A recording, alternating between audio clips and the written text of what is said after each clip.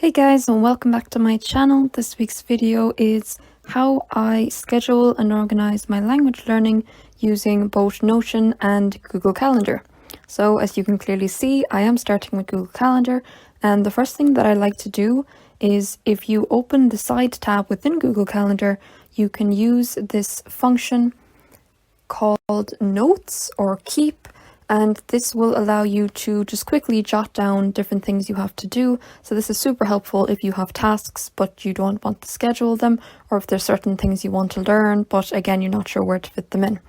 So I always use this just to make a master list of everything I want to include on my Google Calendar, everything I want to include within the schedule. So as you can see, I did first of all schedule things that are requirements such as sleeping, eating, things like that. I also included different sections for hobbies, things I want to get done, such as working out or reading, housework, and so on and so forth. So I always do include these things first, just to make sure that I am doing all the things that is necessary for my own physical and mental health before I add on anything such as learning a foreign language, because we all know how stressful that can be at times. So definitely please do add all the necessary things before you schedule your class times, or if you're self-learning like myself, the different times you want to learn grammar, vocab, so on and so forth. So please do put your own health first. Next, I decided to use different calendars for this within Google Calendar, and I did a quick search online for pastel hex codes, color codes, so that I can actually make it look really nice, because when it does look nice, of course, I want to use it more. So I just quickly scheduled in everything that's necessary, such as sleeping, eating, time to relax as well should always be included, because it can be difficult to not be productive, and unfortunately we do live in a society where being productive is kind of the only acceptable thing these days. So definitely do put in time, such as time to relax, time to meet your friends, talk to your family, go out for a meal with someone, things like that, because it is just as important for your mental health as working out is for your physical health. So do put yourself first. Also, I do know that I'm pretty much rushing through this, but like I said, I do want to focus more on the language learning, organization, scheduling side of things. But if you are interested in seeing this slowed down, or seeing how to actually use Google Calendar in general, then please do let me know, and I will very happily do a full-length video on that. But now, once you have all of your required things put in, as well as time to relax, to meet friends, so on and so forth, you do need to start scheduling your learning plan. So for this, I did create a separate calendar. As you can see, I called it Learning. And in this, I'm including both my own personal learning in the mornings during the weekdays, as you can see, as well as the late mornings on weekend afternoons. But after that, I will be focusing on language learning.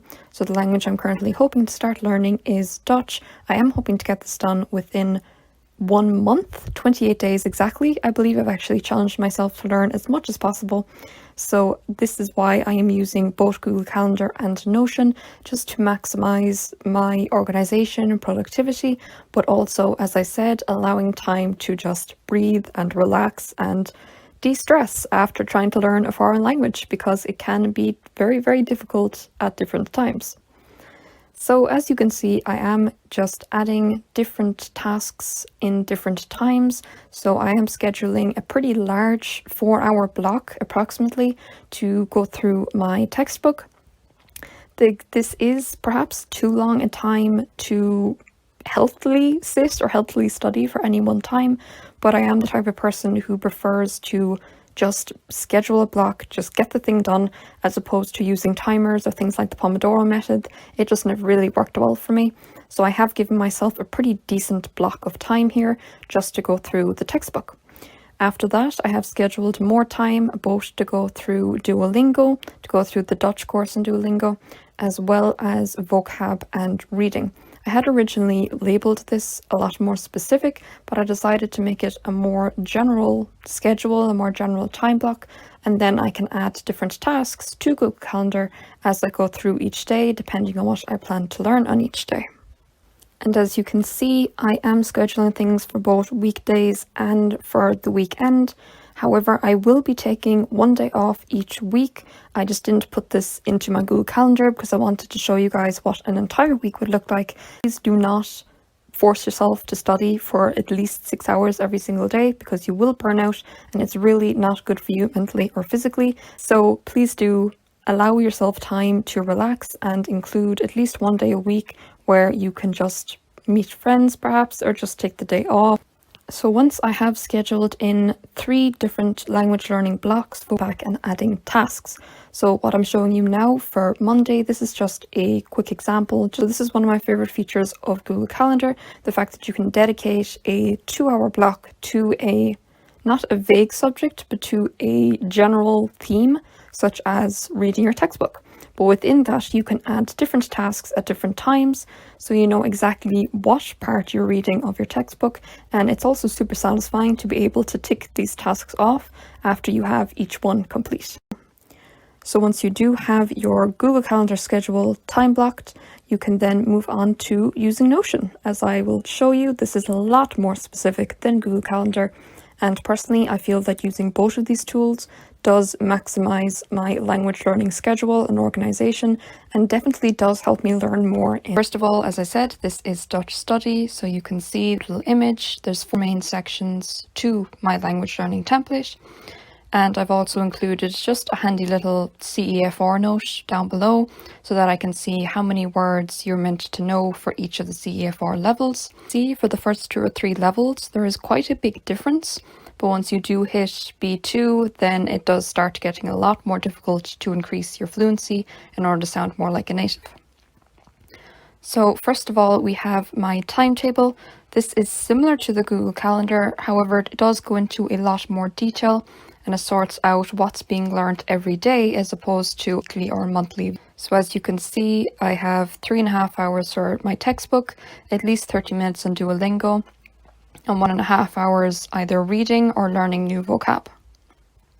So for the schedule, this does look like a lot when you first look at it, and to be honest, it probably is a lot, but I have a very limited time frame in which to learn Dutch, and I am challenging myself to learn as much as I can within 1 month.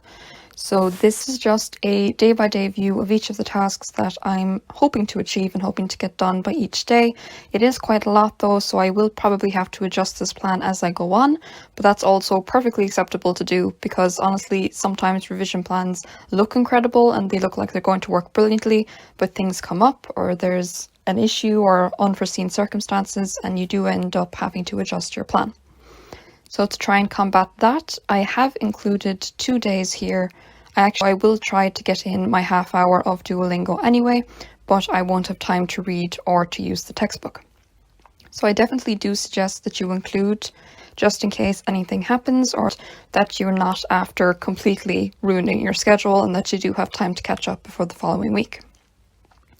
So the first day that I start, for example, this is first checkpoint for the Duolingo course. Next, I want to learn 200 of the most common words in Dutch.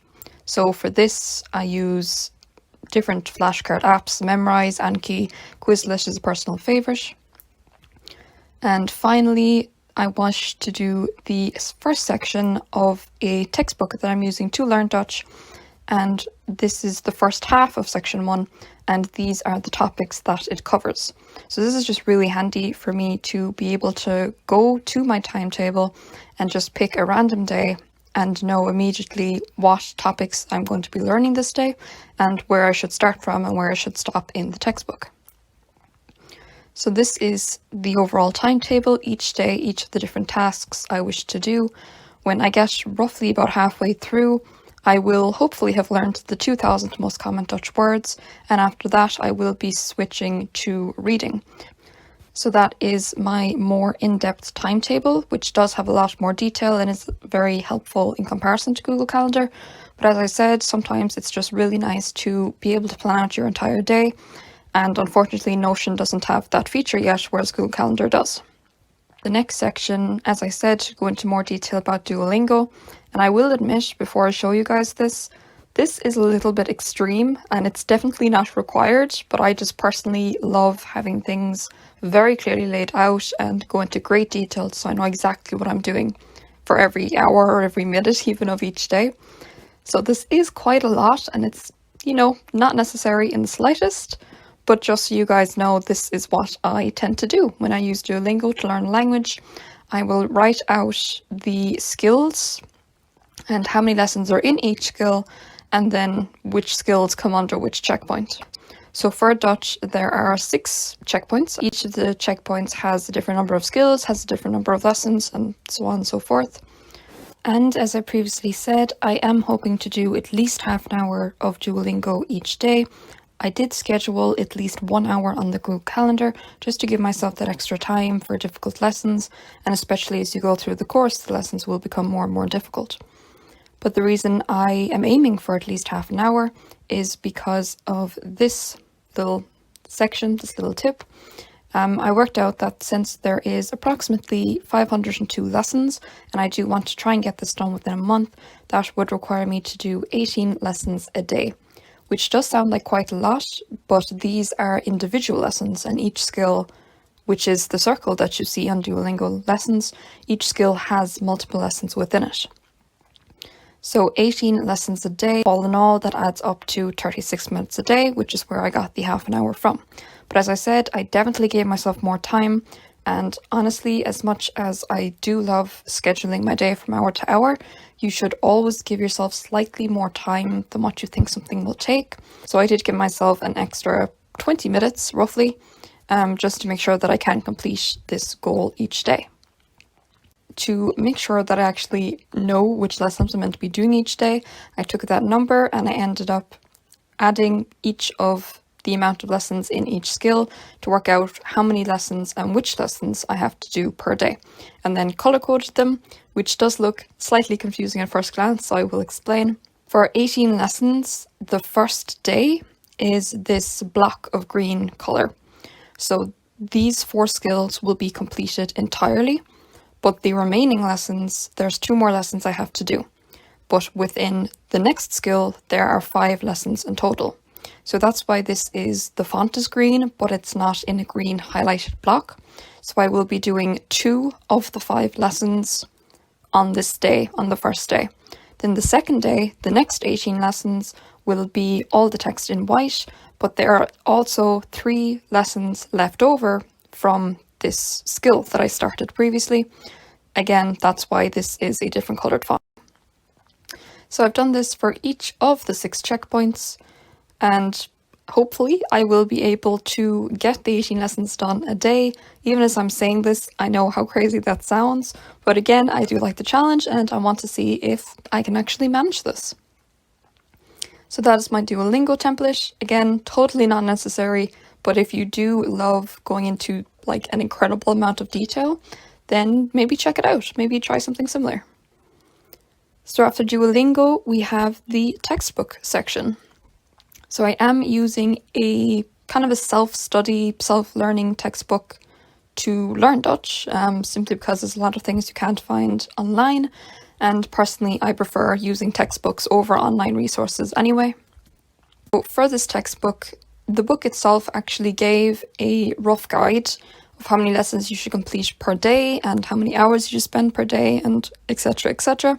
But like I said, I'm trying to do this in 1 month, so I had to very much condense this information. And I am giving myself 24 days as opposed to 28. I showed you guys on the timetable, I do include a few, not days off, but kind of days where if something does come up, they will give me the time needed to make up the lessons that I should have done for that day. It will probably take 3.5 hours to do half a section, based on the timing that the textbook itself gave me. I'm hoping that this is a slight exaggeration and I might be able to do it a bit quicker. But again, as you saw from my Google Calendar page, I do give myself a solid 4-hour block each day just to do the textbook. And one of the reasons I chose this textbook is because it does cover pretty much every section you can think of. It has the speaking, listening, and there's actually revision exams that you can take at the end of each section. Section 1 has 17 pages. I need to do approximately 7 pages per day. I do want to get this done over 2 days. So these are the topics that are covered within the first section. I included more information page just to give myself even more detail about what's being learnt in each topic for each section, when I want to do it. So I plan to get this done on the 19th of May, and it's these 3 sections I wish to get done on the 19th of May, and then the second half of the section will be done on the following day. And the reason I did this, as opposed to just marking off section 1, section 1.5, section 2, is I will be able to rate the difficulty, and I suppose to keep greater track of how I feel about a certain topic or how difficult I found a certain topic.